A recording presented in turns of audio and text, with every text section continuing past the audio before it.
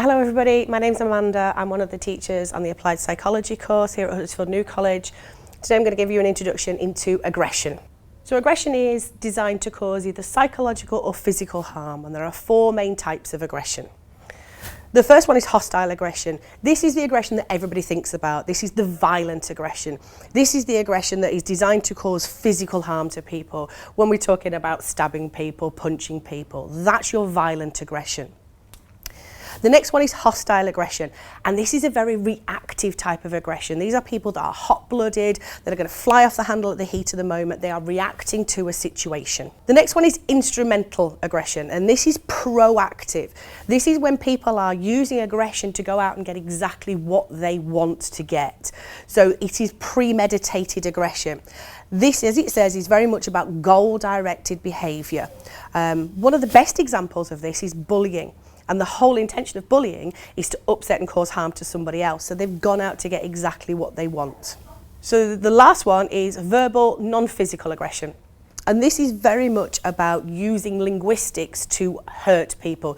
This is far more about the psychological harm that aggression can cause.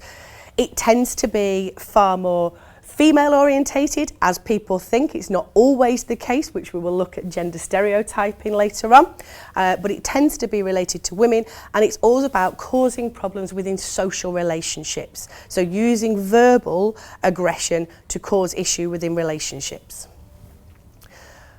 One of the approaches within psychology is the social approach, and this looks how society can actually impact on how we change our behaviour.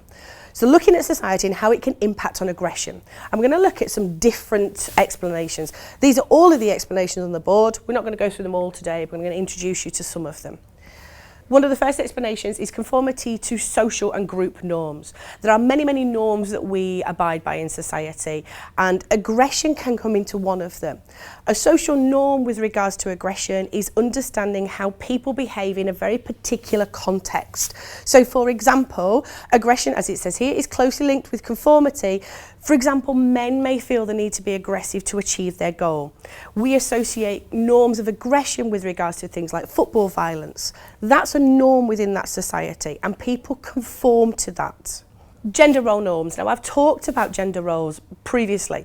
Women use verbal aggression more. Men tend to conform more to social norms with regards to aggression. Men should be aggressive and assertive and use aggression to achieve status and money and other social rewards. This is how aggression has been seen with regards to gender roles. Women should not be aggressive. It's okay for women to be verbally aggressive as long as it releases anger, as women are supposed to be more emotional.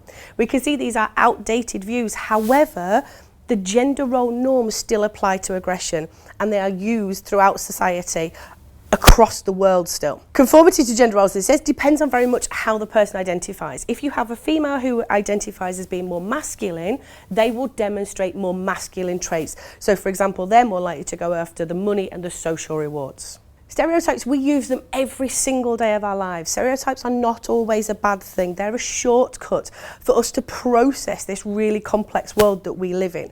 And we use them all the time. We use them when we meet people, we label people. So whether it's a man, whether it's a woman, whether it's a child, whether they're old, whether they're young, we use them for us to be able to identify and work through the complexity. One of the reasons aggression is based onto stereotypes is because we feel like we can predict behaviour based on stereotypes. Gender stereotypes. Now, we've talked about gender norms within society. Stereotypes, I've explained what they are, the shortcuts that we have.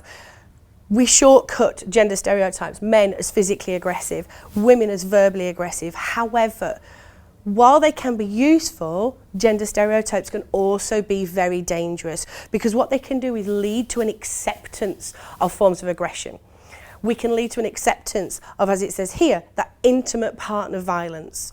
People presume that it is men that would be the perpetrators of violence in relationships. Now, we know that is not the case, and the gender stereotypes we need to address with regards to aggression would help to remove that rather than allow that to carry on. Racial and ethical stereotypes. This image that you can see on the board here is a really good example of understanding what racial and ethical stereotypes are. We put people into boxes, and what that does is it stereotypes different races. So for example, a tall black man would be classed as threatening, whereas a tall white man would be classed as competent. Not always the case, hence the stereotype in this situation is a bad thing. There's an Ofcom report that looked into this as well, and what they found is that people across England, Ireland, Scotland and Wales, Scottish people tend to be demonstrated on the television as more aggressive than any of the other nations. That's not the case, we know that, and again, this stereotype is a bad thing. These stereotypes are dangerous. They lead to tolerance of racist views. They lead to aggression towards young black men. This can be seen within the stop and search that the police carry out and the statistics with regards to that as well. That is a really brief introduction into aggression. We look at it in a lot more detail with a lot more different explanations, but there's an opportunity for you to test your knowledge on the word wall, which will be located on the website as well. Thank you very much.